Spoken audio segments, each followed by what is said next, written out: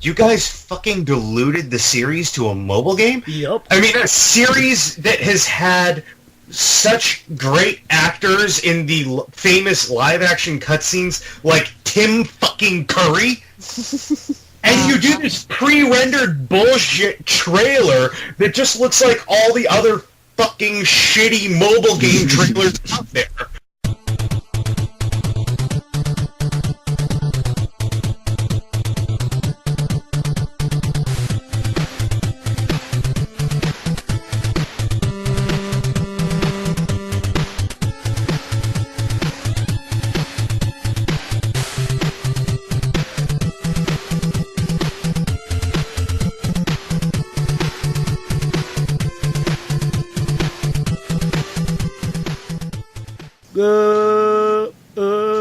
Good evening, ladies and gentlemen, and everything in between, and welcome to the newest episode of SuperFancom.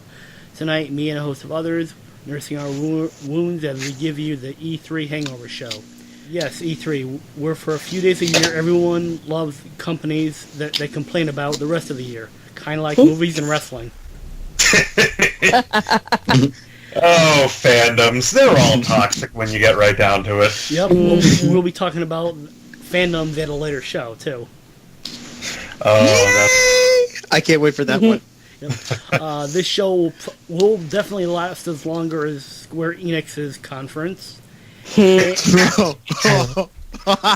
And will probably take about as much time as the PC conference. Oh, yeah. and if you're watching on YouTube, I've thrown in a bunch of E3 picture humor as a bonus. And tonight we are brought to you by the Green Teahouse, home of healthy all-natural teas, hot or cold, bubble teas, lattes, tea slushies, and tea smoothies. Go to the website with the following link and get free shipping off your order for over $60. And by Humble Bundle, where you can get good deals on games. For using our link, it's over $100 worth of games directly into your inbox each month for $12 a month. Cancel anytime. Also, if you'd like to shop online, we have a free 30-day subscription to Amazon Prime for $99 a year. But after they change your settings in the next couple of months, it's going to be $119 a year.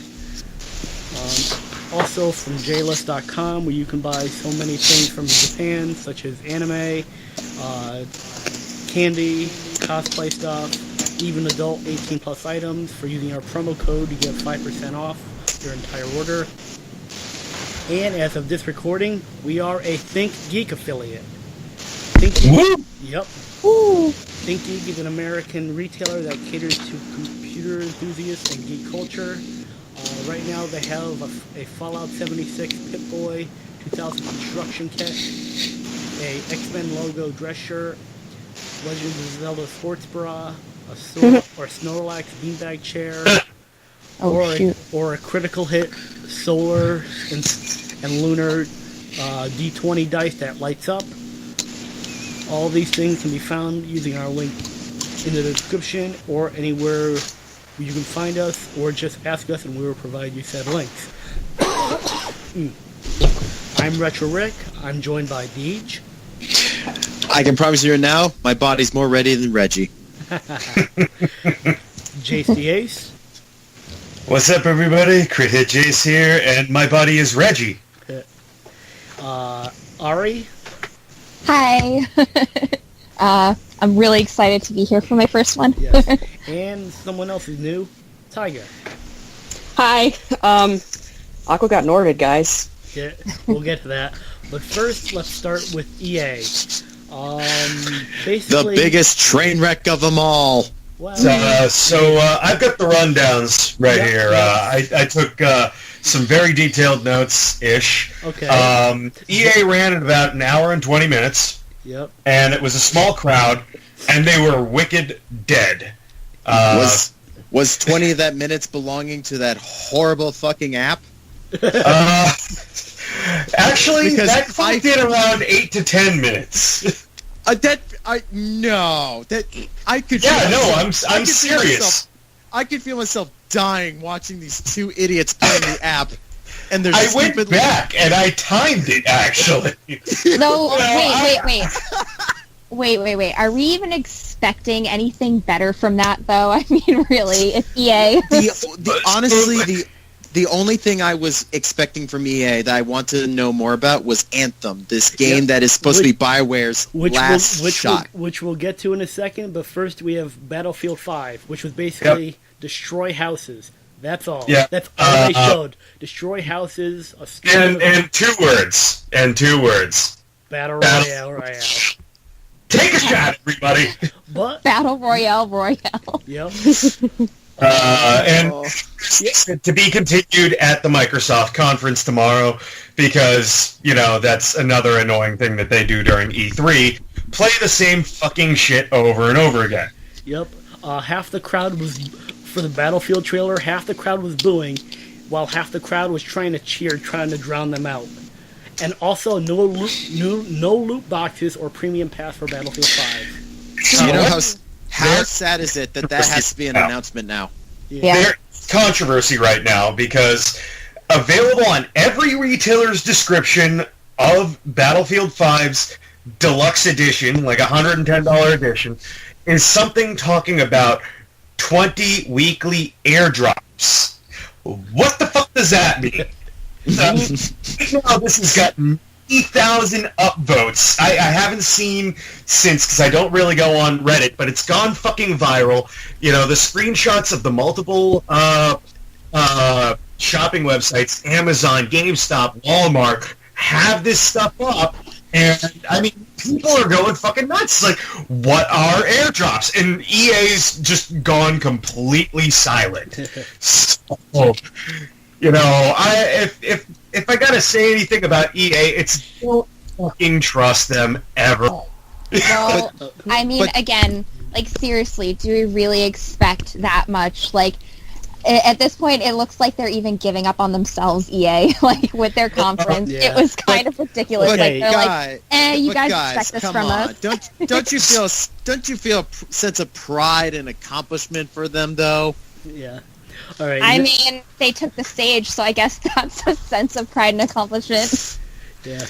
Next, we got FIFA, but then after that, Vince Zampella from Respawn was there to do interviews for the new Star Wars game, which he was very selective info about. Oh, what? Can you give us any info? It takes place in a dark time.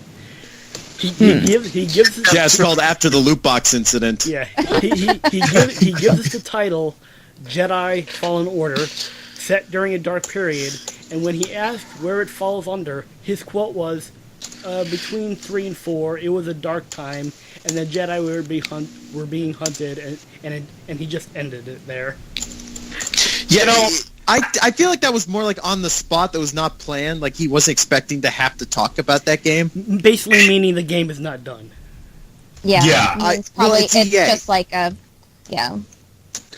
I mean, and I look at it this way, like, they don't even have footage of the game, yet they canceled they canceled and shut down the studio that was working on a different Star Wars game that they had shown in-engine footage of, which pissed me the fuck off.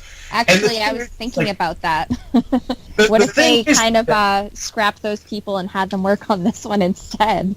That's kind of what I'm thinking, and the thing that pisses me off too is the whole Jedi Purge thing. Like, yes, I am looking forward to this. I mean, I'm a humongous Star Wars nerd. I have like every currently canon audiobook on Audible, and I follow people on YouTube who cover the comics because I just don't have the money to go out and buy comics, and I don't have a thing about individual issues. I'd get the collections. But anyway, it's like Dark Time between 3 and 4. It's like, it's Order 66. It's the Jedi Purge. Give us you can't tell us anything about the story, but my only hopes are that either it's a completely original character or it's somebody we've already seen or know about, like Quinlan Voss or Kanan Jarrus. Yeah. I would love that if Kanan actually came back in the game or something. That would be really cool. Plus, they've introduced a big number of Jedi who survived via the Darth Vader comic that's currently ongoing, except Vader's been killing them one by one. So, well, after that we got Battlefront 2. It was said that the stuff from Solo will be on there, so you get Donald Glover making goofy faces like he's in Community. And of course we get the Spice Mines of Kessel as a level. Yep, and also we get one of the hugest pops of the weekend when we see the image of General Grievous. General Kenobi. Yep. Yeah, I mean, it's cool that that Grievous and Dooku and of course like Obi-Wan and Anakin, you know, I hate sad. So like it's cool that they're all going to be in the game and that Geonosis will be playable. I'm rather shocked at the announcement because the rumor was flying around that they were kind of trying to sweep it, you know, hope people would forget a game even existed and you know.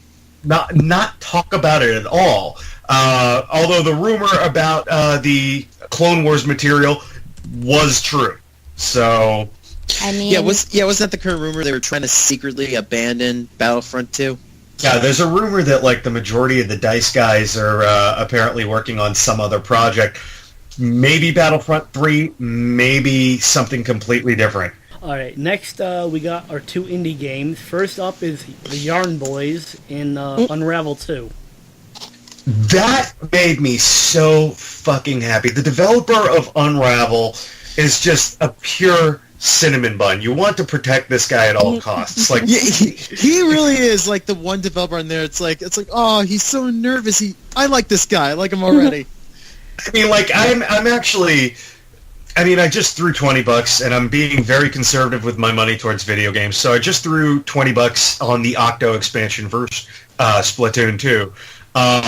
But if I had the disposable income, they still have copies, physical copies of Unravel with one-of-a-kind Yarnies packaged with them. And I was just like, where? Yeah, where I live. I haven't seen them. I want one. Yeah, you know. I've seen them a lot of Targets. They seem to be kind of leftover because they were like $30 in Best Buy. Well, I know what I'm doing tonight. All right. But basically, Unravel 2 was a wonderful surprise, and we got our first Oprah moment. I refer to it as an Oprah moment. Everybody's got their own term for it, and it's available right now. Yep. Yep. Then we go to this woman basically saying, when humans get too lonely, they turn to monsters.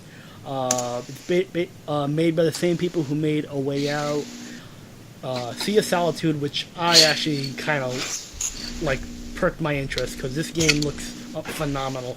No, it does. I love the art style and the art direction. I want to play it just for that alone. Same here. I third that. Absolutely loved it. We're loving the fact that games are starting to explore as sort of an art form and storytelling element psychology, especially like nowadays there seems to be an epidemic of depression, suicide, etc. And I like that games like, for example, Doki Doki Literature Club are bringing these complex themes out in the open. Sayori. That's Monica.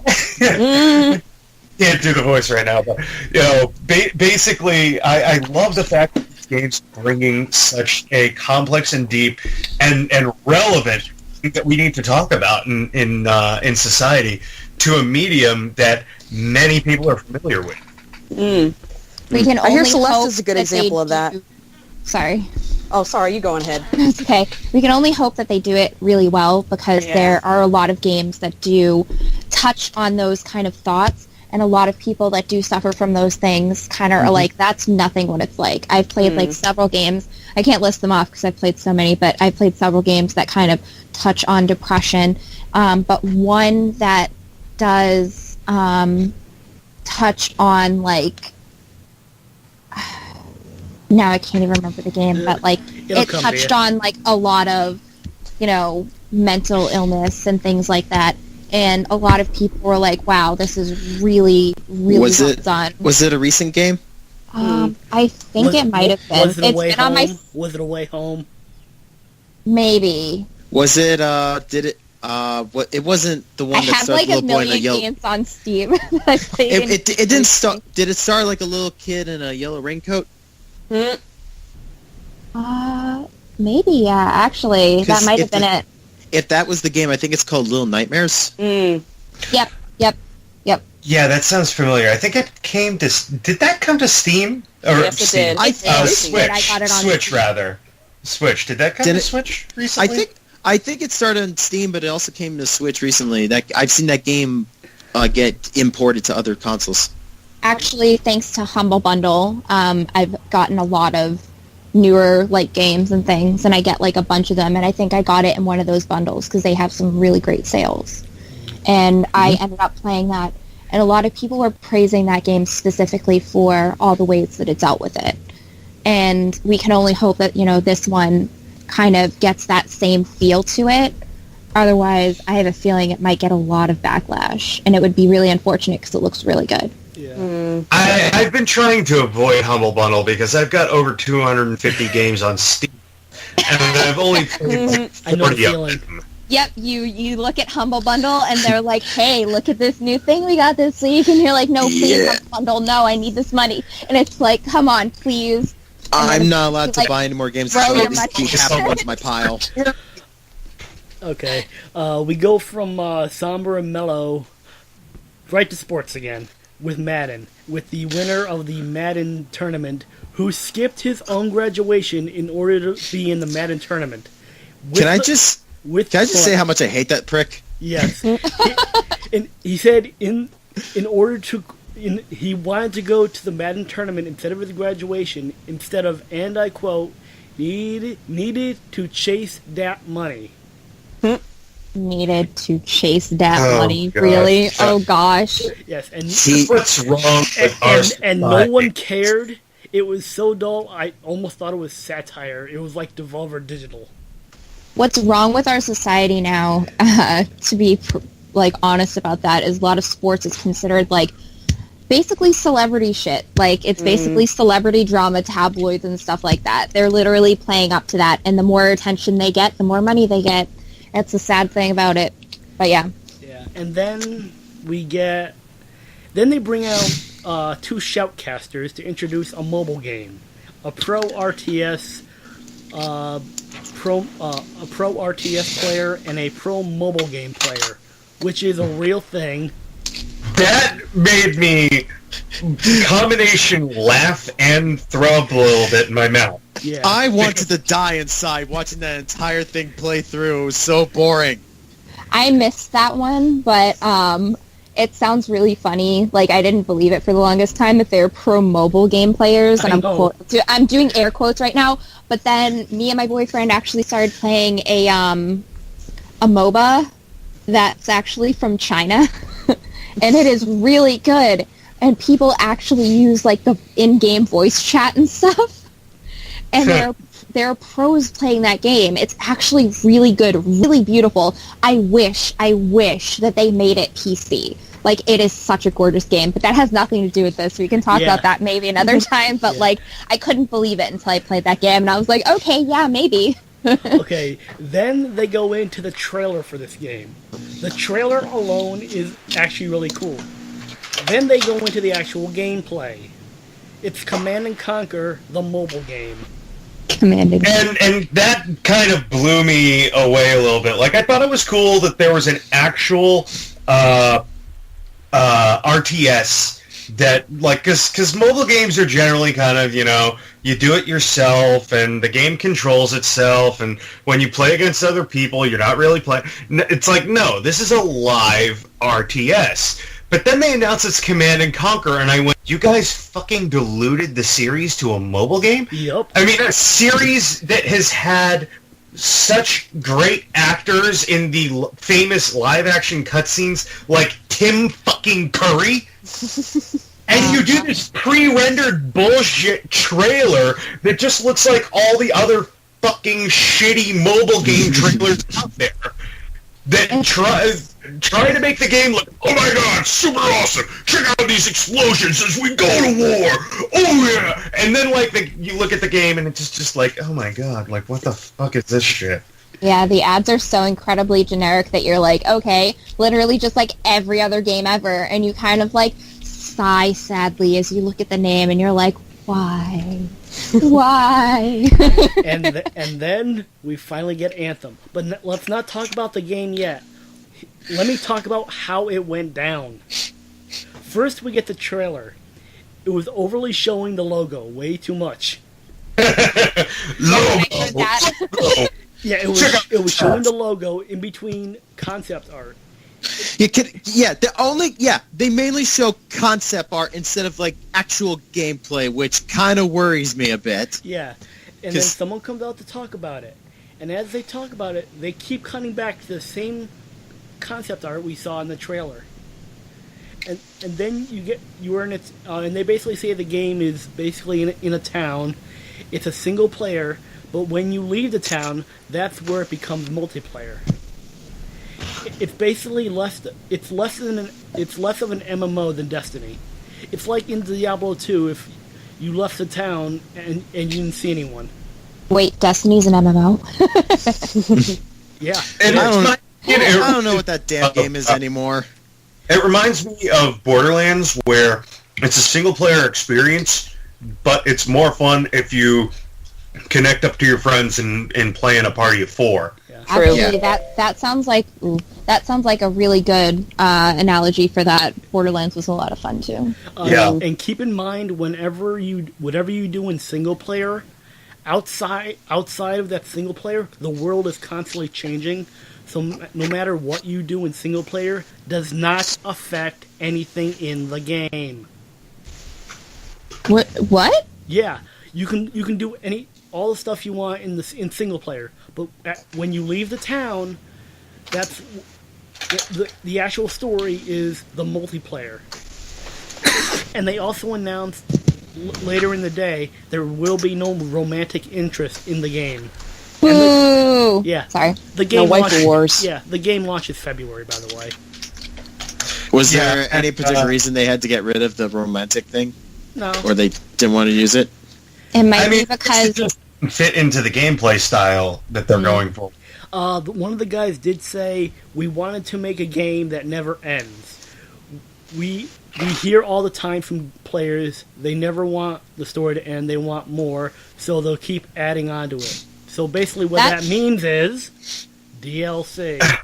That seems very dangerous because they can constantly milk money out of people. Exactly. Isn't that what without Destiny having to tried to make do? whole new games. God, yeah. I follow Jim Sterling. I love this guy because he's just he's such a witty, fat British guy, and I love the stuff that he comes out with when he's making fun of these companies because he always makes fun of the AAA developers, as he puts it. and of course, following him and Yong, the two of them are always bringing up this push for live services, this concept of the mobile concept where we bring in the whales, so to speak, and try to generate money continuously from one title so they don't have to keep making games, which is why it seems like these days not a lot of games are coming out in these systems. And so, first off, just relating to Anthem, right at the end of the quote-unquote gameplay that we got to see, I got a huge laugh out of what I refer to as a Rick and Morty alien or testicle bug monster. But basically, to close out their conference, they did a little bit of a BP from South Park. They pretty much said, we're sorry, without saying we're sorry. Then they said the two words that I absolutely fucking hate, and most gamers hate: live services. Yep. Look, and that basically ends EA.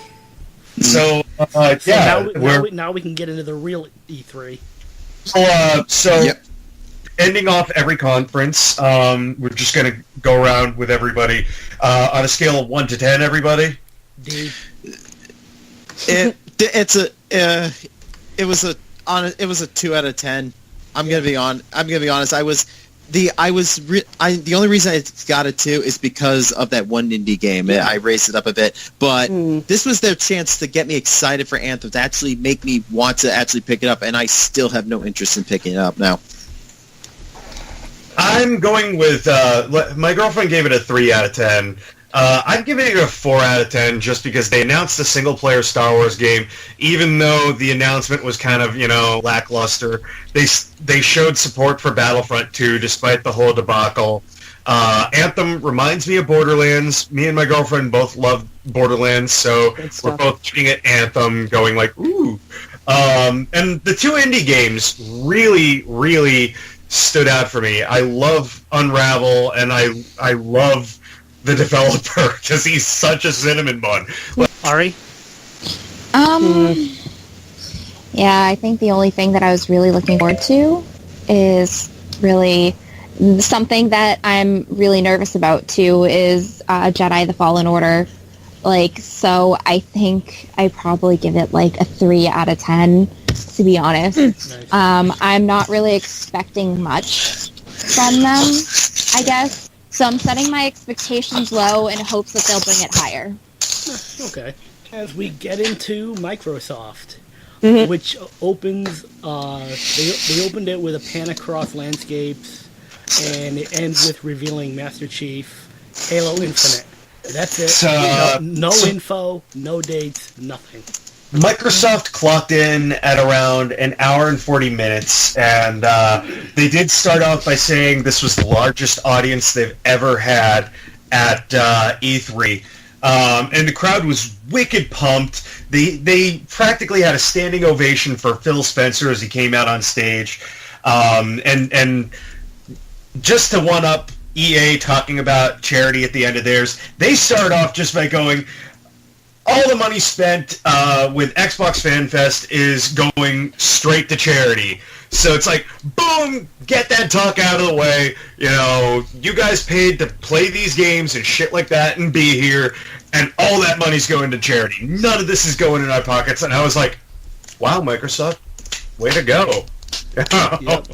And, I legitimately love Phil Spencer as a person. He just seems like a really chill guy to talk to. And then they kick it off right away with the Halo Infinite thing, and it's never brought up again. The action to it is I see that big sprawling open world, and I go, this all kind of looks really familiar. And then you see Master Chief, and I go, is this Halo Breath of the Wild? That is probably the best way to describe it. I can't wait for the assault rifles to break after 5 shots. No. Master Chief running around butt-ass naked. With just the helmet. Wielding a stick. Yep. So, it's probably a side... naked ass running across the screen. Dun, dun, dun, dun. So I got a game by game playthrough or rundown of what went down. Phil Spencer gave us a big freaking kaboom. 50 games, 18 exclusive to the Xbox One, 15 world premiere trailers or announcements at the show. And they start off right away with an exclusive, Ori Will of the Wisp, the sequel to the first Ori game. It's a smaller indie title, really beautiful game. Yeah, it did look it. Did we find out if it's getting released on PC or if it's an exclusive? That's the thing, is that they really shot themselves in the foot last year by pretty much going, coming to Xbox One and Windows 10 PC.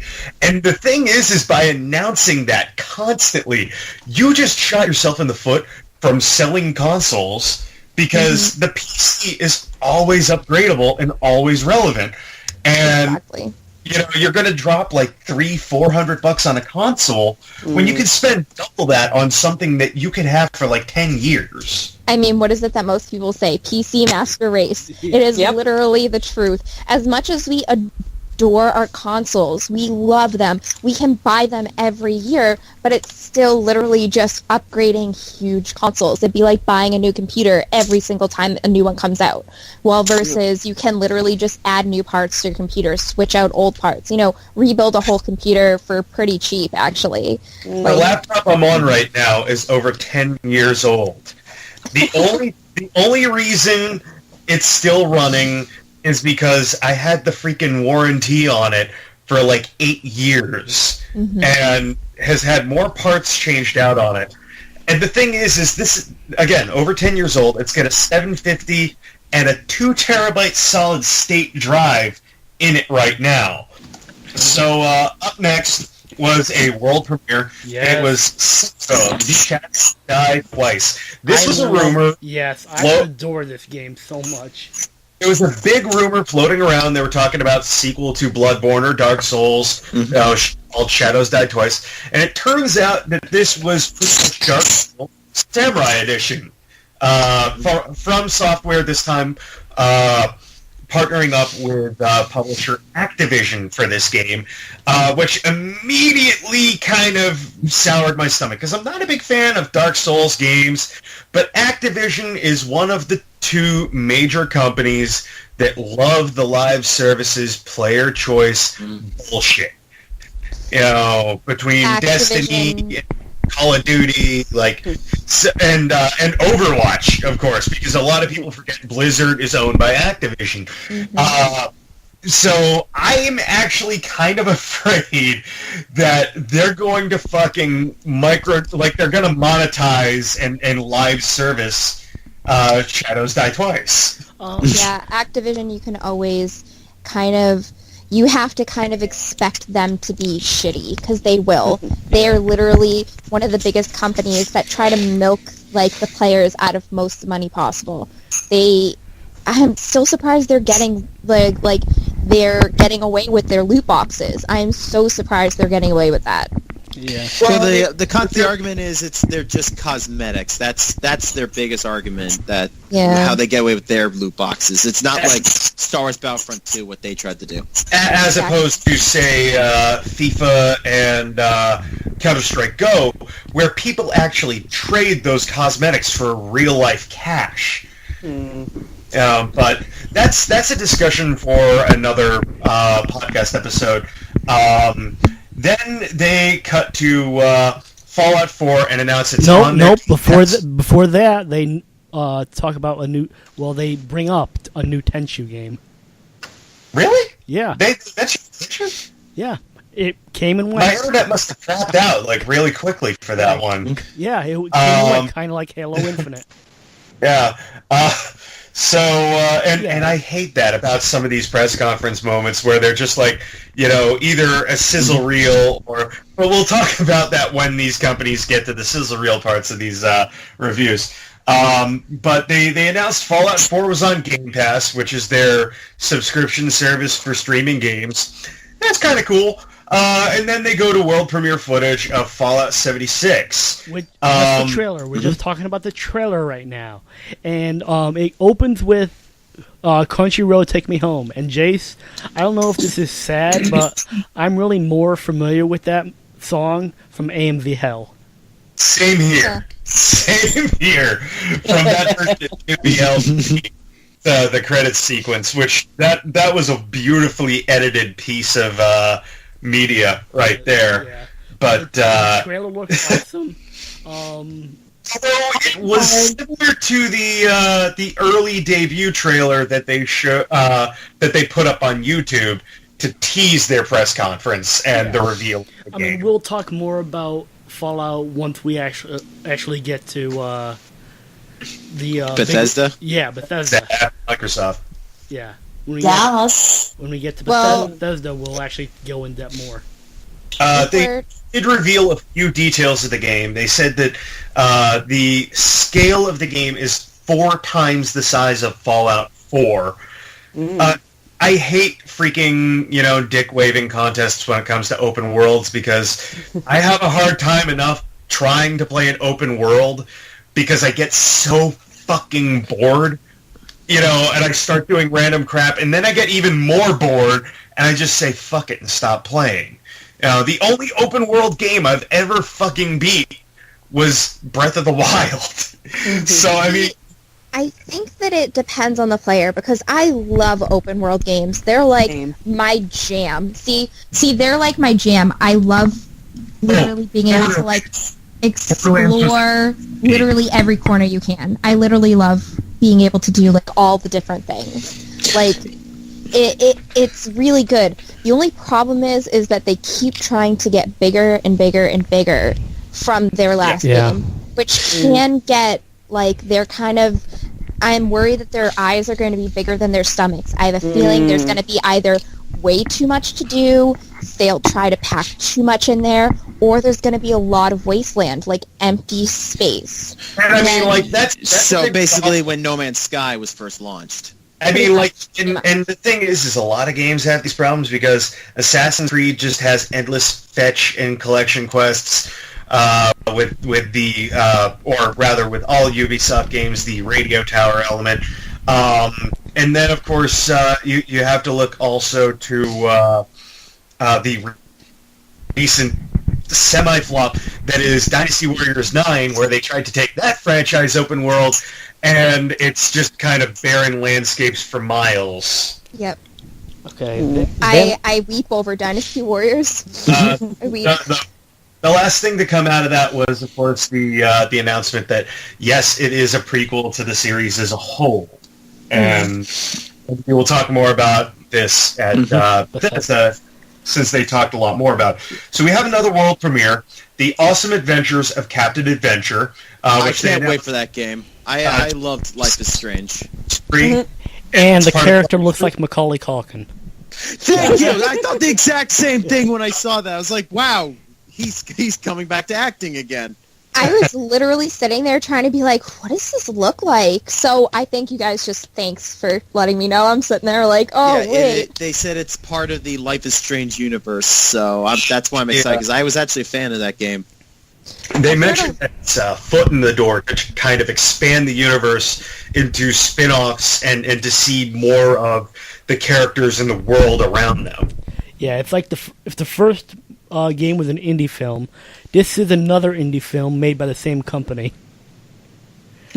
Yeah, basically, a kid film that was trying to get them picked up by a major studio. Yes, basically a kid who lives in a rural town and thinks he's a superhero, and he's raised by his dad, and they can't just see eye to eye. So, but it's still charming and uplifting. Thank you for saying that in a way like it was like an 80s commercial for a movie. They just can't seem to get along. Rob Schneider. Stan Marsh is an ordinary kid who's about to get thrown into a circumstance he never saw himself going to be in. My dad's a racist. It's rated R for pirates. Fuck you. So then we get Terry Crews 3. I mean, Crackdown 3. You know what? I mean, like, that was the only exclusive Microsoft had left after last year's conference. I thought they didn't have many exclusives after that. That was my biggest problem with their conferences. It didn't seem like they didn't have many exclusive games. A lot of the games felt like I could get this on any other console, too. This game, Crackdown 3, comes out February 20th, 2019. And why it took them this long to come out is anyone's guess. Maybe they have a Terry Crews mode. Maybe they have a Terry Crews mode. Is Crackdown that big of a franchise in the Xbox community? Because they've been trying to make this Crackdown 3 as like a huge deal, but I'm starting to feel like this is like going to be like the next Duke Nukem Forever. I just want it to come out and we never talk about it again. Kind of like Sunset Overdrive. Let us never speak of this again. So here's the big thing, and I can actually answer this for you guys, being in the entertainment industry. Basically, and I'm kind of saying this actually before we get to Death Stranding. The reason why Crackdown 3 and that game have been delayed for so long was the SAG strike. Screen Actors Guild. Oh yeah, I heard about this. Strike. It first started over vocal stunt work, as they worded it, which was all of the grunts and screams that you have to do with sound effects. They felt that, it put the actors' voices at risk, and in my opinion, as a voice actor, I love doing that shit, but, and you save those for, like, the last day or two of recording, because, yeah, it is a little strenuous to do that for, several hours to, like, 8 hours. But, so it started with that, but then it became an issue of performance capture, where you have games like Detroit Become Human, Beyond Two Souls, of course Death Stranding, and Crackdown 3, that use actual actors' full performance capture, similar to CGI characters in movies, but instead of making it just a FMV game, and cut scenes with real-life actors, they decide to just computer generate the entire actor. So you have them in a freaking big-ass green room, surrounded by infrared cameras, in a bodysuit with ping pong balls, with dots painted all over their face, with a GoPro freaking mounted to their head, facing them. And they're literally acting out every little thing, every, animation that the character does, every interaction in a cutscene. They're doing this. And, like, of course, Screen Actors Guild is going, whoa, these guys aren't getting paid enough for this. At this point, you are literally doing the equivalent of a film. You have to pay them SAG rates. And so they went on strike, and as a result, Crackdown 3 and Death Stranding were delayed massively. So... Wow. Yeah. In fact, the best part is that Norman Reedus kept on contacting Kojima, going like, I'd love to do this. When are we going to do this? I want to do this. And Kojima actually admitted that there was nothing he could do about it because of the SAG strike. Norman Reedus was so eager to do it. I feel so bad for these two. Jesus. So yeah, Crackdown 3, Terry motherfucking Crews. It's my only reason I want to play the game is I fucking love Terry Crews. Everyone loves him. It's the Old Spice guy. But that was a fun announcement. Yeah. James, does that mean we're gonna get 16 hours of button mashing power? Oh yes. Oh hell yeah! Freaking 60 hours of I don't know if this is a third-person shooter or first-person shooter or whatever, but we're gonna have Terry Crews shouting the entire time we're playing the game. I'm down with that. So. Yeah. Then we got they are porting Nier and the remaster for the Xbox One X called Become as Gods Edition. However, the rumor is it's only downloadable. Okay, sorry, I need to interject because I recently got into Yoko Taro games. Are we going to be getting Nier Gestalt, or are we going to be getting Replicant? We're getting Replicant. We're getting the one with 2B and the other guy. Oh no, that's Automata. I'm talking about Nier, the original game. Oh, that one. Oh God, no, it's not what's getting. Automata? All right, never mind. No one remembers. Yeah, no one's ever played that game. Yeah, I think that they're probably... I think going backwards would probably be like their last choice thing. They'll be like, we don't know what else to do, and then they'll dig out their other one and then be like, let's make this a little more pretty and slap a new name on it. Yeah. And, I feel like Harlan's down with that. Pretty much. That's the big thing of this generation is let's take something old, make it 4K or 1080 or whatever, and... Except they're not making all the games that we want remade. They're just taking random games out of their pile. They're like, oh, we hear you're talking about these games that you want remade. Let's take a total turn and go to this one instead. But I mean, of course, I know some of you don't like Dark Souls. Same way. But the Dark Souls 1 remastered came out, and I was super stoked about it. It looks gorgeous. But I know that some of you don't really play Dark Souls, but it's kind of like that. That was one that everyone was looking forward to and was okay. But then, of course, we have people calling for, Final Fantasy remakes. Yeah. And we'll get to that eventually. Then we get a new Metro with lots of custom stuff.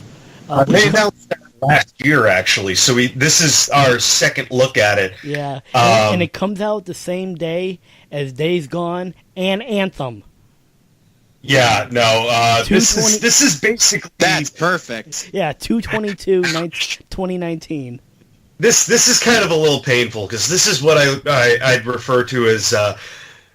in films, I'd call it solo sickness because it's a more recent thing. In video games, I'd call it the Battleborn problem because Battleborn came out and that's perfect. Got blown out of the water literally like a week or two later by Overwatch, the exact same game. Yeah. So basically. I hope that this doesn't get swept under the rug, but the cool thing and the thing that I'm looking forward to is because I get Audible, I actually want to listen to the books that it's based off of. Because I mean, like, now that I know that it's based off of a book franchise, I'm like, this is cool. You don't really see too many video games based off of book series, aside from, like, Lord of the Rings and Harry Potter. Yeah. Then we go into... showing new stuff for Kingdom Hearts, like Shadow Aqua, and the Frozen World. The first thing that had me freaking out was before the trailer. Yeah. Is that motherfucking Jim Cummings? Yeah.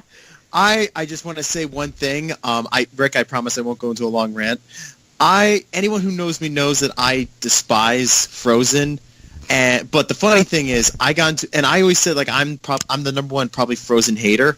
That was proven wrong because I actually got into an argument with people who were saying they are going to be dissing Kingdom Hearts 3 because of Frozen. Wow. And I told them, I was like, don't let one level ruin a game. Like, I was actually in the everyone should hate Kingdom Hearts 2. Can I just say what I really want to say about Kingdom Hearts 3? Oh my god, oh my god, oh my god, oh my god, oh my god. So excited. It's literally I do have to call bullshit just because Sora's talking to Olaf and he's going, isn't that a walking, talking snowman? That is the weirdest thing he's ever seen. Did he not at one point in the trailer say, wow, you could lion. He was a mermaid. He was a mermaid at one point. He's seen some shit. In the trailer, doesn't he at one point goes... He doesn't even one point in the trailer goes, oh, you can shoot ice. It's like, that's amazing. You've been able to shoot ice yeah, you can do the same thing. Blizzard, I did it in the last game. Well, I gotta say one thing. The whole, like, walking, talking snowman. Like, no shit, Sherlock. I gotta give a shout out to Smosh's trailer videos for their Kingdom Hearts one, where it's just like, and they will remind you who they are constantly. So, I'm Sora, and this is Donald and Goofy. So, I'm Goofy, and this is Sora and Donald. Well, I mean, you have to think it's not like every character is following through the story, so it does make sense, but it does get annoying. I totally understand. Yeah, I mean, like, in traditional RPGs, keep to black. And that's the expected moment where characters explain literally everything that happened prior, so you don't have to sit through it. It's a little continuity shot, because we don't need to see somebody wake up, brush their teeth, make breakfast, all that stuff before they get in their car and go to work. We just see them wake up, maybe put on clothes and go to work. God, I heard someone say as far as, like, the only thing I have to say about Kingdom Hearts is, at last, there's finally a reverse day. Oh, yeah, and also that meme going around, the Prisoner of Azkaban one, I've done my waiting. 13 years of it. You got a pretty good analogy for Kingdom Hearts 3, but let's, Rick, but let's save that for the Squeen Express conference. Yep. Moving on, we got Sea of Thieves, 2 new expansion packs coming out later this year. And a trailer that showed people like me who have yet to play it nothing new. Yeah, so Cursed Sales July, Forsaken Shores September, new location, add-on content, lava, skeletons, woo. Yep. And then more Battlefield 5 with a longer trailer. Woo, yeah. No, this was a exclusive world, actually no, that's the next thing. But I mean, yeah, they ran down more Battlefield. Woo, you know, same game, different number, different setting. No, very little story. Yep. Although people were pissed off, it's like, oh my god, women in World War II. I'm like, you do realize that they're not focusing on the American front as much in this game. They're focusing on the Russian front. You know, you see all the snow? America wasn't in the snow, bitches. That's Russia. Okay? And Russia did have women fighting in World War II. So, yeah. What I liked about that was that the developer said, either get over it or don't buy the game. Yeah. So I give them kudos there. Yep, yeah. Praise them. So I mean, there was like a ton of women snipers. That was like something they were really amazing at. So it's like why people like turn a blind eye to that is so ridiculous. But so the next one was Xbox exclusive. It was world premiere footage. Forza Horizon 4. Release date of October 2nd, and it'll be on Game Pass that same day. So if you subscribe, you get a fucking $60 game the day of. Yep. That's part of that subscription. Yep. 4 seasons. It's set in England. It's got a 60 frame per second mode, but maybe it's only but it might be only for the Xbox One X. And also, in the trailer, out of nowhere, you get a land boat. I love. They had a lot of really cool things, a lot of cool features. Not to mention the first crowd-related thing to happen at E3 this year was they dropped leaves on the crowd when they talked seasons. Yes. Live play with everybody. Seamless co-op where, you know, shit just happens. The seasons and weather are synced across everybody. The seasons can change the paths you're actually able to drive. The announcement of Forzathon live events reminded me of Splatfests in Splatoon, which I think is really awesome. If you're going to have an ongoing game that involves many people, you know, and you want to keep them engaged, you got to do special events that bring the community together to want to play all at a single time. So I think it's pretty damn awesome that, I mean, like, I don't normally go, like, wow with these Forza games, and this one actually has me interested in wanting to play it. And I also got to say, this is the first time Microsoft hasn't brought out some $60 price car and just went, bam, look at this on the stage! They should have brought the land boat. Should have brought the land boat. That's a nice boat. So that's a nice boat. I'm glad someone got that reference. Yeah. We take a tour from talking about games. One of the few slight detours in this whole press conference to talk about 5 new game studios they've acquired. So they now have 5 new second-party studios. Yep. The first is The Initiative out of Santa Monica. And they use words like world-class, groundbreaking, excitement, and amazing. Lots of phrases, but no games yet. Very superlative. And then Playground Games. That's the third one. Second one was Undead Labs, which was a new acquisition. The guys who did State of Decay 1 and 2. Then Playground Games. The guys who make Forza. Yeah. And then Ninja Theory. That surprised me. Yeah, they took that from Sony. And then Compulsion Games, the guys behind We Happy Few. Yeah, which I have in my Insta queue on GameFly. About Ninja Theory, them getting bought out after bragging that they only make semi-AAA games is kind of funny. And of course they showed a new story trailer for We Happy Few, and gave us a release date of August 10th. So I hope they fixed the survival mechanic, because personally I really hate these survival games where you feel like you're a babysitter to the main character. Then we get Tales of Vesperia Definitive Edition. Oh, yeah! Yes, I'm so waiting for that. Me and Marissa love the Tales series. Of course, she was nervous that it was going to be an Xbox One exclusive, because the first one was a 360 exclusive, and then I was like, "Hun, that can't be the case, because they're working on an exclusive Tales of for the Switch." And so, and this is my mindset behind it. A lot of these developers, much like how Eternal Sonata was a test drive for their engine on Xbox 360, this is their test drive of a brand new engine that's running on Unreal, I believe, because the Switch supports Unreal, and that way making it easier to port across systems. So them experimenting with the engine with a remaster of a game will allow them to, in turn, make this Switch exclusive one even easier. So I really hope that's the case, because Vesperia is number one, like, my favorite Tales of game. But also, they did have two Tales of exclusives released pretty close together. I can't remember. I think it was like maybe a year apart, maybe.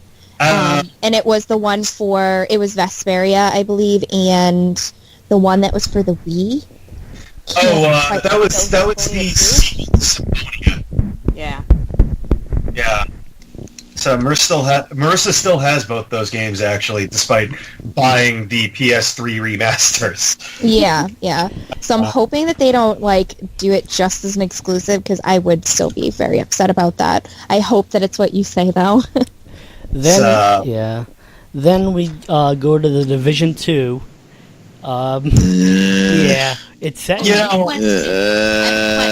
That's all I can say about Division. Yeah, it's set. This is anything at all like how Ubisoft does their games. This will be a good one, considering the first one is usually kind of like an experiment, and then the second one is like, boom, really good. Yeah, it's set in D.C., and it's during the Second American Civil War. Way to read the room, guys. Wait a second. Whoa. Is it only going to be on Xbox One? No. It's multi-platform, it's not exclusive. Sign-ups for beta are going on right now.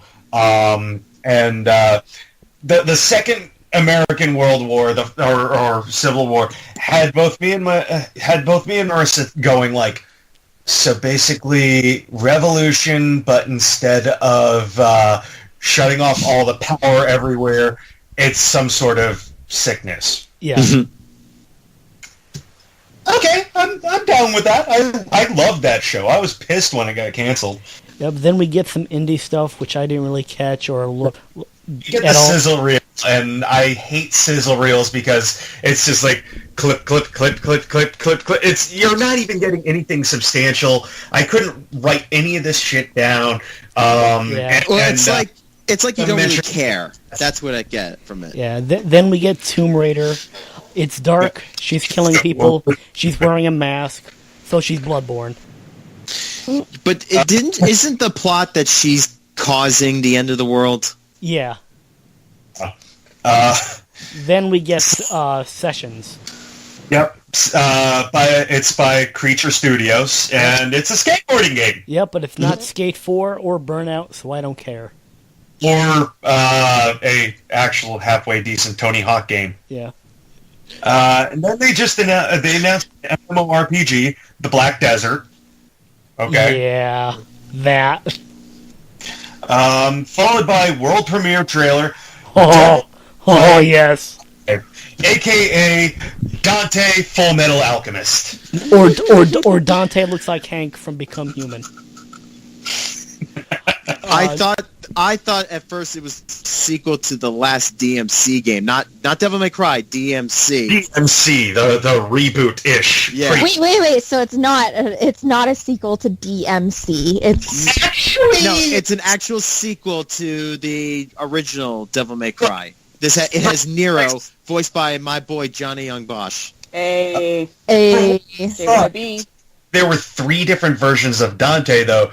The DMC prequel Dante, the Dante we all know from 1 through 4, and then, like, Old Man Dante? Yep. Wait, I thought Old Man Dante was technically 1. He's Dante, you're Dante, he's Dante, I'm Dante. Are there any other downs I should know about? We're all Dante.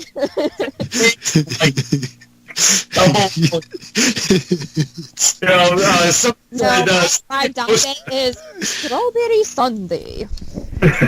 Somebody I'm posted looking forward to DMC 5. And also, the trailer had a really kicking song with the word Devil Trigger repeated. I love downloaded that song. I have it. I listened to it multiple times in the car ride. I love it. If you want it, I will send it to you. I have it. It might be the ending song for the show. I haven't decided yet. But also, there's an arms dealer who sells his arm to Dante because Dante has no arm this time. Did you say an arm dealer that sells his arm? Yeah, she built him an arm and then demands cash. What are you buying? What are you selling? And of course, my highlight from that whole thing was a Nakamura moment. So the producer of the game, after talking a little bit in English, then goes, "English is hard." Oh my god. I love that. That's floating around right now, like all over Facebook. I'm sorry, no speak English. That's what like me and Marissa just burst out in laughter, going like, "English is hard," and then he goes to Jeff. I'm like, "Oh my god!" And then we get Cuphead, Delicious Last Course, or DLC. I cannot wait. I cannot wait to play till 3 a.m. in the morning fighting bosses again. And we have a new character called Miss Chalice who looks like Betty Boop. Yep. Oh my god, I am super excited. She looks so adorable. So, and up next was the thing that made my girlfriend yell. What my friends refer to as a Pat moment, because one of my friends was, years back, complaining about the Nintendo one, going like, what about all their old franchises, huh? What about Kid Icarus? And they announced Kid Icarus Uprising, and he just goes, god damn it! And so we refer to that as a Pat moment. And so they reveal as an Xbox exclusive Tunic, which me and Marissa saw at PAX East. It's a Zelda-like game. It's a really cute little fox in a tunic.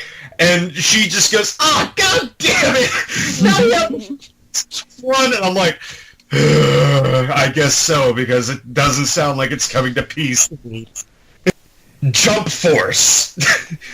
At first, I was thinking, wait, is this another weird crossover fighting game like they did back on the PS? Yeah, that's exactly what this thing is. Oh, no, it doesn't look like that at all, actually. It's a crossover. They showed Naruto, Luffy, and Goku in a semi-realistic look, almost. And there's a burning American flag. Like, it looks like they're actually in New York City. It looks like they're actually uniting to fight something. Yeah, freedom. So, no, it's not actually that, because they showed some sort of creatures or something. Yeah. They teased it a little bit. So this actually sounds like it's this cool crossover story set in a realistic world in which, the heroes of Shonen Jump have to save the real world. And they end the trailer off with a little tease for Death Note in there too. And how many other franchises are going to get thrown into this? And then I pre-ordered the game, and I will be streaming that on the Superfan Twitch. Nice. That is coming out in a questionable date in 2019. Yeah. So I can wait. Yeah. Then we get Dying Light 2.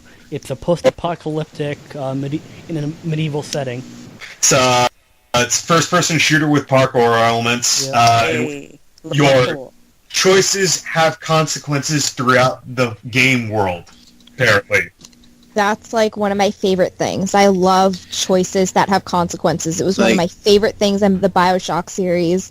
It's not just two choices. You can have like 3 or 4 different choices that all lead to things. Like, so I'm actually impressed by it. Yeah, and I really hope that when you do make these certain choices, that each choice affects another choice and changes what it looks like. I mean, that might be expecting a little too much from all the choices, but like, for example, I remember they showed making the water more accessible, but that triggers something else. But like, making something else, like, it changing again as you make another choice. You know what I mean? Does that make sense? Yeah. Oh, yeah. Yeah, some butterfly effect stuff. Yeah, exactly. Butterfly effect. It'd be really neat to see that. I mean, that might be expecting too much, but I'm still super excited about seeing. Like I said, I love seeing things change. I mean, that was one of my problems with Skyrim. You would do these things, and literally you would see nothing show for it. Like, Yeah. I mean, you beat the Thieves Guild quest line, and you still don't get people still react to you as if you were just joining the Thieves Guild instead of being like the king of the Thieves Guild. You know what I mean? Yeah. So, this was my Pat moment. Exclusive to Xbox World Premiere. Motherfucking Battletoads! with 4K hand-drawn graphics. The thing that we've been saying for years, year after year, since they bought Rare, going, where the fuck is Battletoads? Why the fuck have we not seen any of the original games? Why the fuck have they, like, the closest we came to getting Battletoads was a cameo in Shovel Knight, and they finally give us fucking Battletoads. And what pissed me off the most, you know, like goddamn it was the reveal. What pissed me off was actually there was no pop from the crowd. No, they was dead. They were dead. You would have thought that the announcement of Battletoads would have had people flipping the fuck out, and it was like you swear you could have heard a pin drop at that point. You know, and that just pissed me off. I was like, you know, year after year, like, it's one of the oldest freaking gaming memes in the book, you know, prank calling GameStop and asking for Battletoads. Now we can't do that anymore because Battletoads is coming out. Then we get Just Cause 4. Yeah, tornadoes and the ability to drive into them, but there are no sharks in their tornadoes. Yes. Aww. Details on that at the Squeenix. Yes. Yes, but there are no sharks in said tornadoes. So, from completely giving us a little, like, you know, of Halo at the beginning, we go to the other big shooter on the Xbox, the Geek, and they had 3 announcements back to back to back. Yeah, starting with the most WTF, is this real or not? Oh my god. I rant about this shit. I was an Android, and I'd heard the rumors that Pop had been wanting to get into the game world for a while now. They want some of that sweet, sweet Lego franchise cash money. That's exactly what I said. This is the Lego infestation all over again. So, of course, now they're getting in on the whole gaming scene with Gears Pop, and I laughed my ass off, and I went, well, since it's coming to smartphones, I might as well try it out, depending on, you know, if it's going to be a free-to-play or if there's going to be a price tag. Because if there's a price tag, it's actually going to be, like, a reasonable game. Now we come to announcement number 2, which didn't show anything of, but I flipped the fuck out for it. Gears Tactics. So they're taking the game to a turn-based strategy game set 12 years prior to the original Gears of War. So not only do we get some prequel action in there, but, I mean, like, instead of going RTS, they go turn-based, and I'm like, that's pretty fucking cool. I mean, like, turn-based, I think of Fire Emblem, Disgaea, Final Fantasy Tactics, Ogre Battle, you know, like, Advance Wars. I think about these games, and I absolutely love the genre. And it'll be interesting to see where they can go with, because normally when you think military-based tactics, you think real-time strategy. You think Command and Conquer, you think, games like Warcraft and shit. It's going to be interesting to see where they go with a turn-based strategy. I feel it's going to be more akin to, like, Advance Wars, maybe. And then the third Gears announcement, Gears 5. Yep. And we get a trailer, big, shocking trailer, all cinematic and whatnot. And they announce that at launch, it'll be on that Game Pass service as well. That, I feel like they're just kind of going to shoot themselves in the foot if it seems like Microsoft seems like they're just trying to become a live service in itself at this point. Yep. Without saying the phrase live services, they said freedom of choice twice. So that's one more time than EA did. I get that digital is a direction game studios want to go in, because that cuts out the middleman for GameStop with the whole games racket.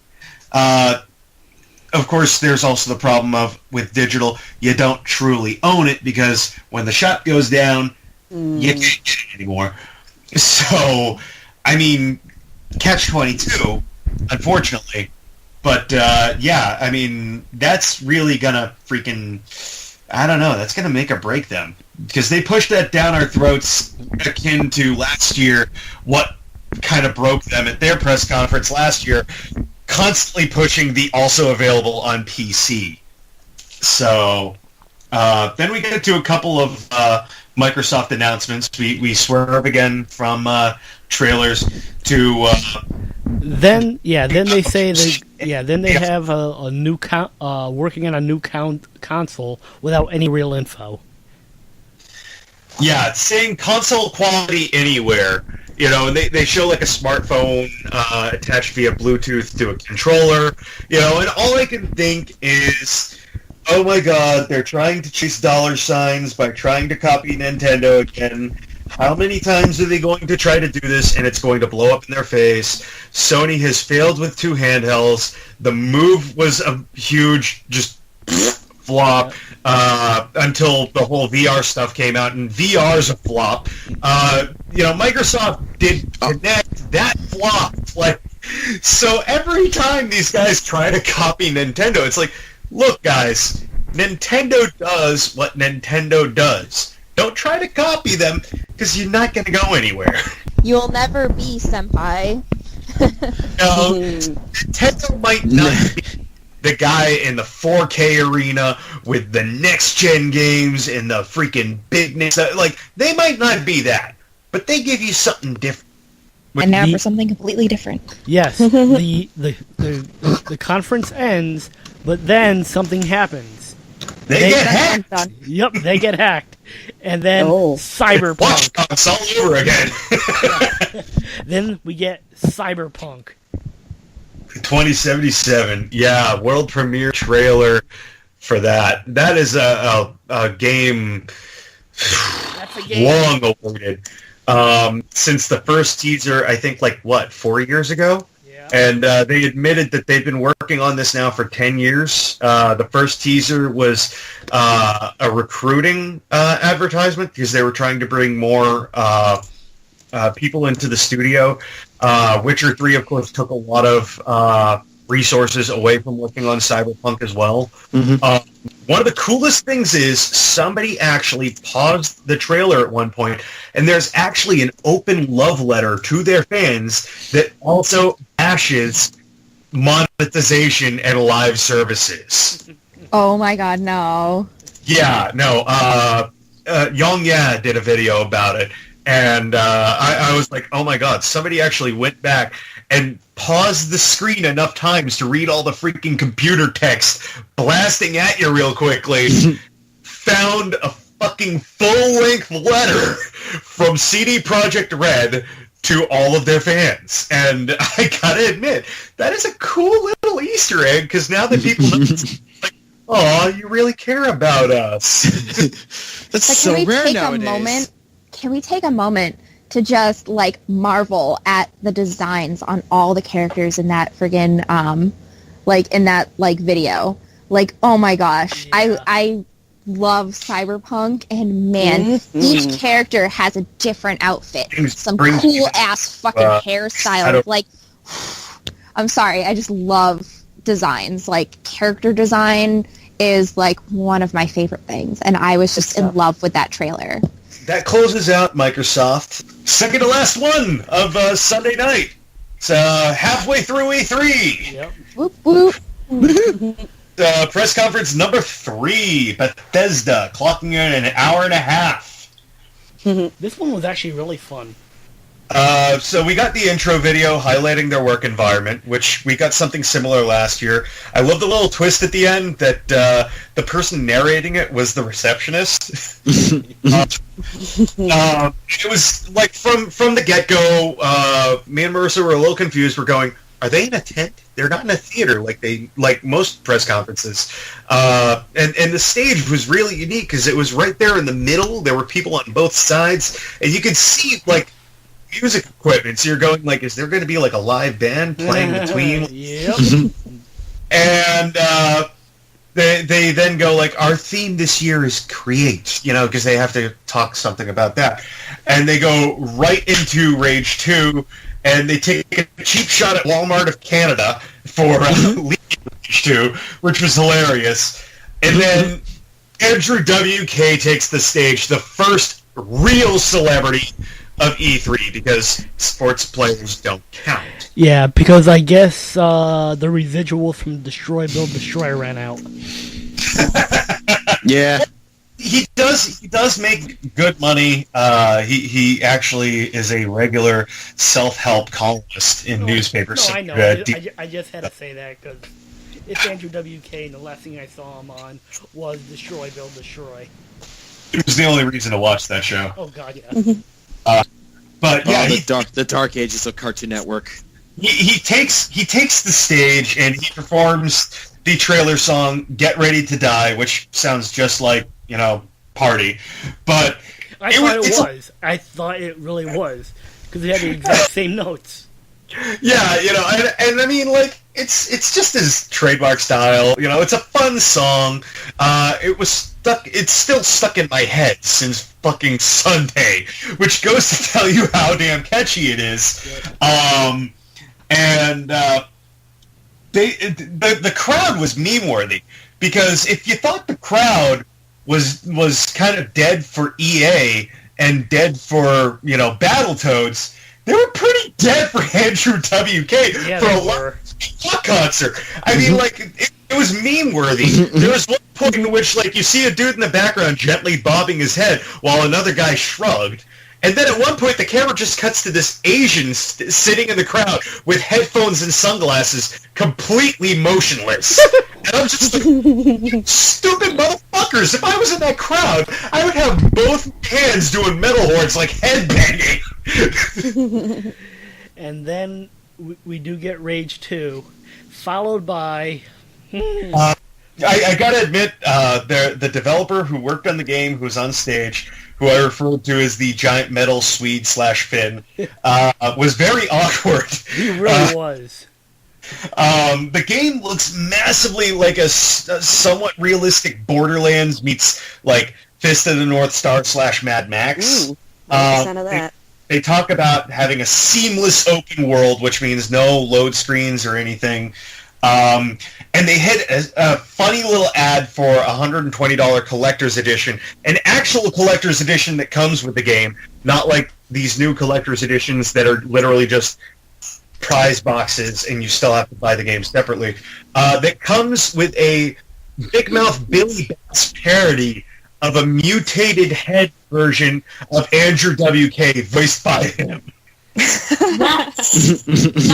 Yes. And one of the big things that they showcased in the game footage was ragdoll physics everywhere, just bodies, which of course has me laughing my ass off. I think there was multiplayer in that. Yeah, there is. So again, like that had me and Marissa going like, fucking A, because any kind of game that's open world that has multiplayer in it, that has an RPG-ish element, we're all for it because we fucking love Borderlands. So, in fact, I was hoping for a Borderlands 3 announcement or something, or something We all We were. can dream. We can dream. You know, but of course, Randy Pitchford's being insanely silent for no apparent reason.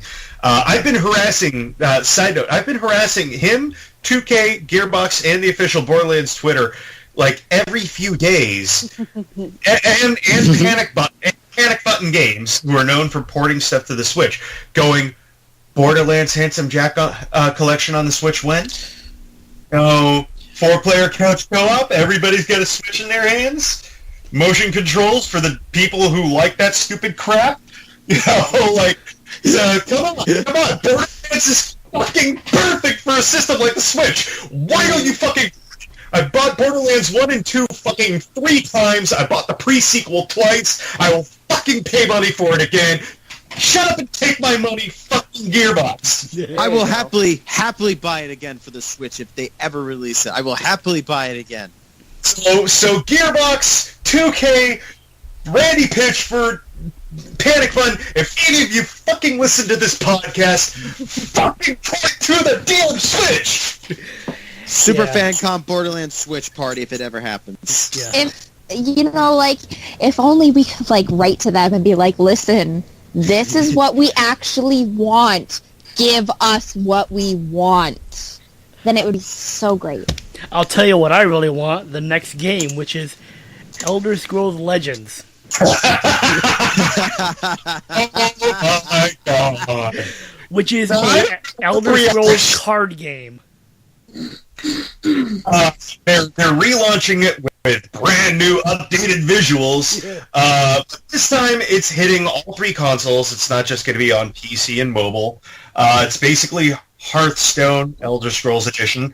The big announcement is that it's that your progress carries over no matter the platform, which is kind of cool. Yeah. You know, I think that's kind of neat. It's kind of handy.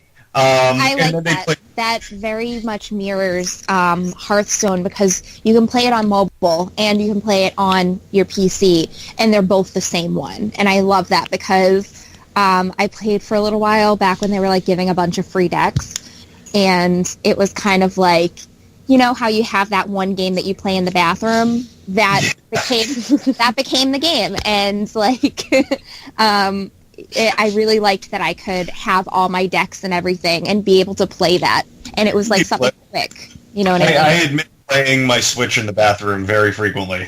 Oh, who hasn't played their Switch in the bathroom? Let me tell you. I swear to God, that's what they made it for. That's literally all they made it for. That is what that's why they put Skyrim on the Switch. I tried to put my close to the wall as possible to try and be able to broadcast it to the gamepad in the bathroom once. Yeah. But then they played your typical mobile game trailer, and they went into the next portion. Elder Scrolls Online Somerset. Which is already out. Please be Somerset, Mom. Please be Somerset, Mom. Please be Somerset, Mom. Somerset's already out. Yeah. Yeah, it's all out. They do a little dick waving saying 11 million players, 1 million last MMO of the year 3 years in a row, even though MMORPGs are really kind of dying a slow death because of live services. And then they announce the next DLC, Dungeon Wolf Hunter, then Blackmire, and this is a real story. Though I do have to say, Elder Scrolls Online does give you, like, the needs that you have with the Elder Scrolls series. Because, I mean, like, you always want to travel to a certain part. I mean, everyone wants to travel to the place where their race is from. And they want to see it. You know what I mean? Like, my boyfriend, he wants a brand new Morrowind. Like, that's his That would be dream amazing, game. yes. Yeah, I think everyone actually wants Morrowind again. Me personally, I want Elsewhere because I love the Khajiits. Yes. I mean, I just want a game where I can marry my Khajiit to another Khajiit so I can have kittens. Because, I mean, who doesn't want kittens? That's how Marissa feels about it. She loves cat people, you know, mostly, you know, the more anime style cat girls, but she absolutely loved the badass lion dude in the cinematic trailer they played. So, he's so fucking cool, man. So cool. You know, the one thing, this is another thing we need to add to our letter to them. Make a fucking movie. Everyone would watch it. You literally have the letter to Gearbox? the letter to all game makers. Be like, this is what we want. This is what we want. You could literally, like, their cinematics for it is so beautiful and actually very well written. Like, they go into the story and everything, so well written. They could literally just string those together and actually add some filler and make a movie, and no one would be displeased with that. Well, I know I wouldn't. Technically, Lionsgate has the rights to Borderlands. So if they ever get around to making a movie off of that, I just rotoscoping.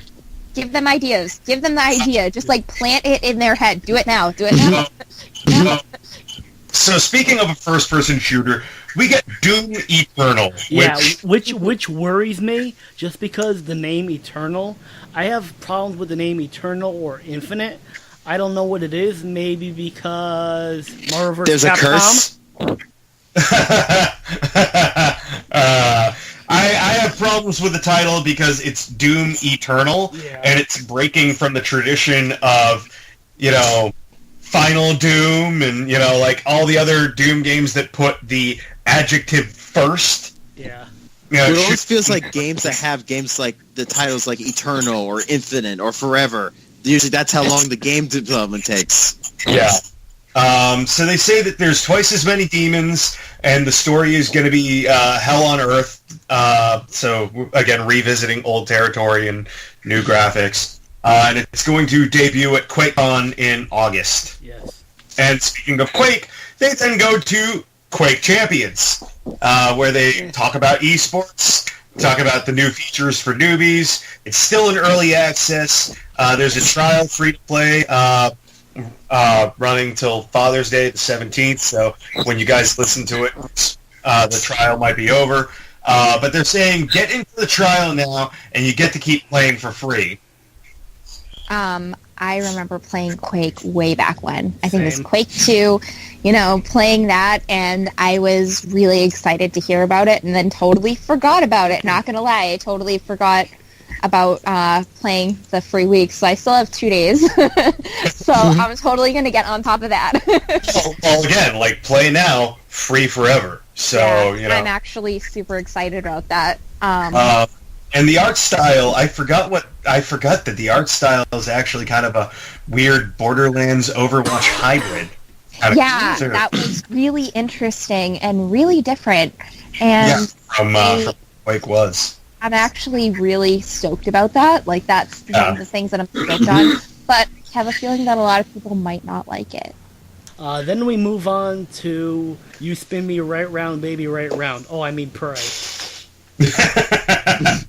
Yeah, with a huge free update hitting that day, June 10th. And you escape the moon. Yep. The DLC that randomizes the game every single time. So they go full roguelike, and you'll never play the same scenario twice when you're playing that. Yep. I have a feeling that will be a thing that people will be very upset about, because you either adore roguelike or you absolutely loathe it. Another first-person experience, Wolfenstein Young Blood, and they start thanking fans, and they give us the rundown.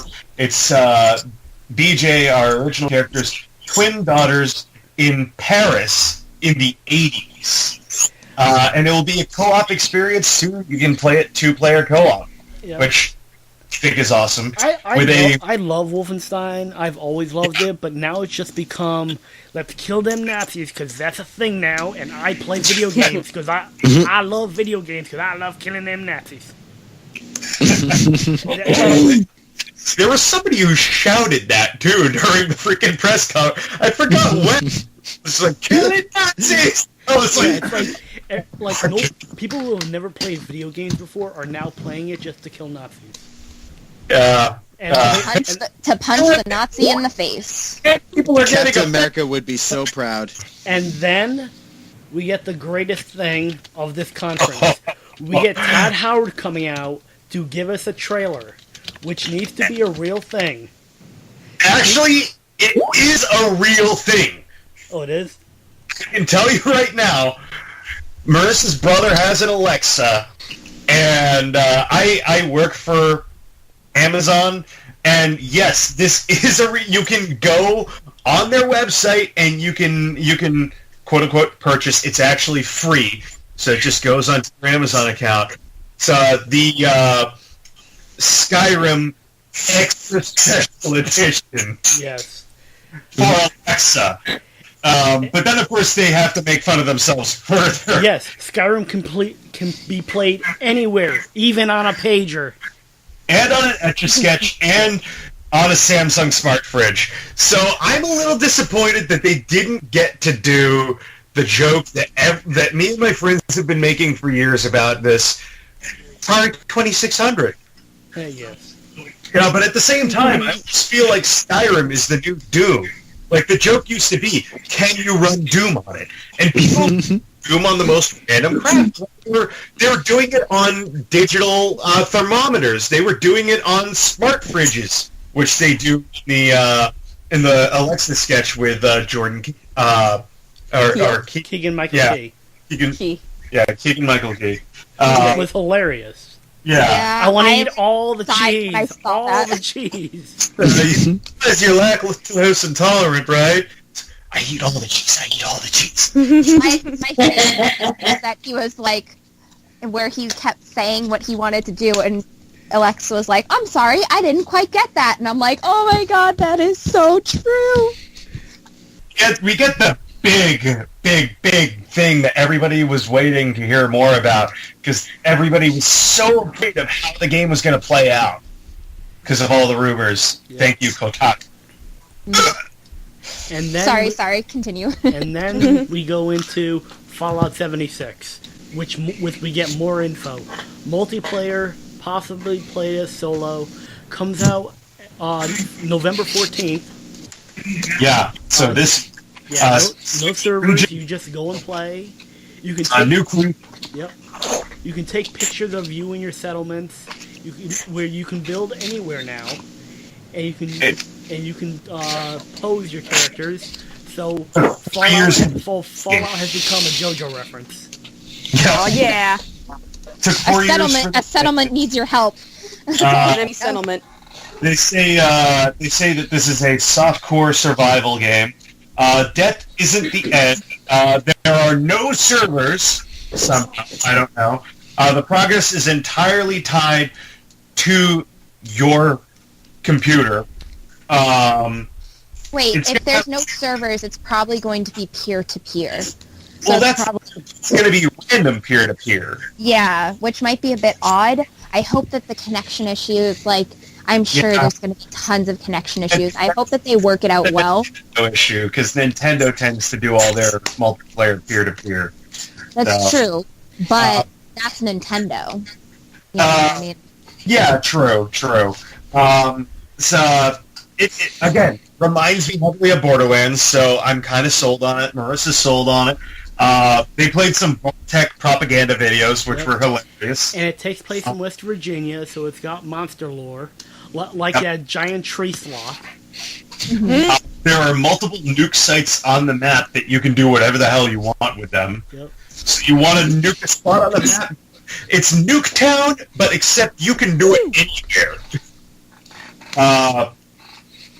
Yeah, basically, and then they announced that there's going to be a beta test that they're calling a Break It Early test, BETA, and the collector's edition will come with a Power Armor helmet as well, which I'm sure everybody wants to own, just like they wanted to own the Pip-Boys.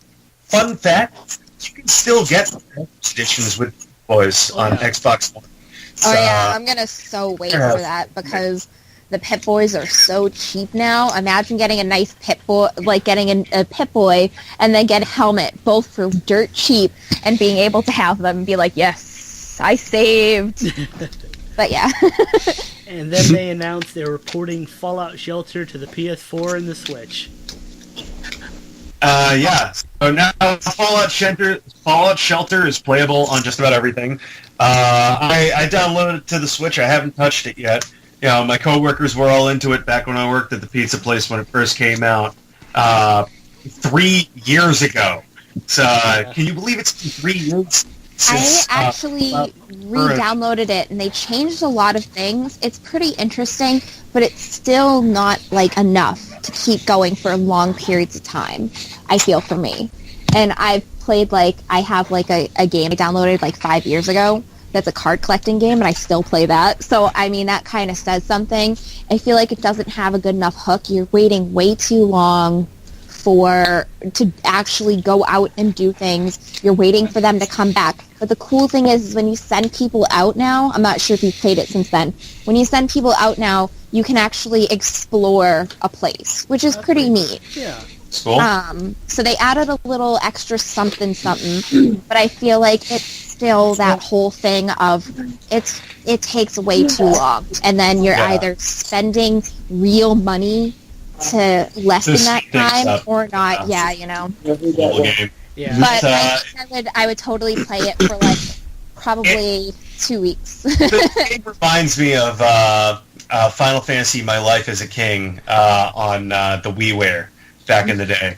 Yeah. But now we come to some people would say the Alexa announcement was bizarre. I think this announcement I feel was more bizarre. Especially because they throw a masturbation joke in there. What, the Elder Scrolls Blades? I'm coming to, of course, Apple and Android. Yep. Because there is no other format. First-person town-building game. Then for Elder Scrolls experience equal to the console. And it's free to play, and it won't take your money.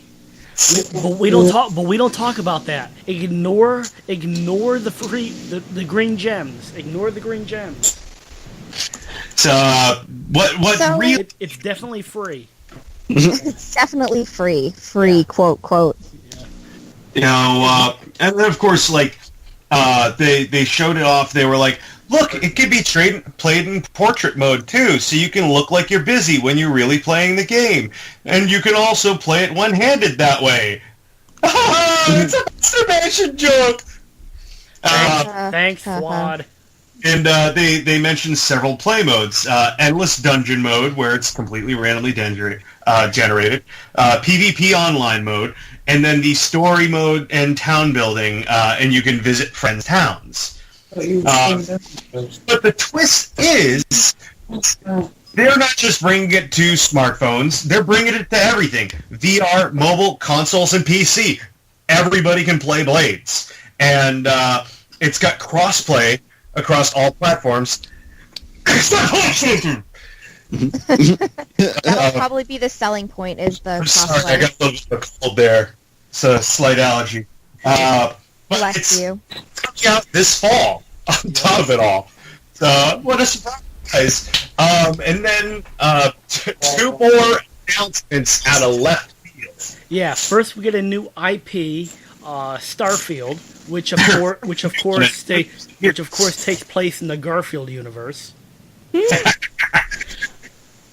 And it's said to be on their next gen game. And then, of course, we get a serene view of, some mountains and woods. And the music just starts to play. Da-da-dum, da-da-dum, da-da-dum, dum, dum, dum, da-da-dum. And I go, oh my god, it's a new Elder Scrolls game. Start singing along. My girlfriend's like, do you know the song from that game? You're not even a fan. I'm like, it's the freaking infamous one from Elder Scrolls 5 with the lyrics, the Dolakin. Like, even if you still know that. Yeah, Harry Partridge did 2 songs of it. Yeah. Are we talking about the really tiny Skyrim trailer? Sorry, I went away for a second. Skyrim. Oh shit, what is this? A new God-searing game. Do my eyes, tell me lies. I'm sorry, but I love that song. No, that's pretty much what it is. Literally, they showed 2 seconds of nothing and just wrote Skyrim across it, and everyone was literally jizzing their pants. Yeah. This is why I asked if it was okay that if we were adult, because literally and it's great because you have to know, like, they were catering to their fans for that. You have to know that you could literally do that and you'll have, like, fans literally groveling at your feet, kissing your shoes, and being like, please, sir, can I have some more? You know what I mean? What? I mean, did I sum that up or not? Yep. It's called Accurate. Elder Scrolls 6, not Skyrim 2. But watch it be called Elder Scrolls 6, Skyrim 2. Elder Scrolls 6 Skyrim 2. So just because they can't milk Skyrim enough, you know, I mean, bad enough as it is, it's like, you've played Skyrim, you've played Skyrim with mods, you've played Skyrim remastered in 4K, but it's the same game with every single glitch that was in the original release. Now play Skyrim with every single glitch that's in the original release without mods to patch it and make it work right. But this time, dressed as Link. You forgot to add that you can also play Skyrim on Alexa in that whole list. So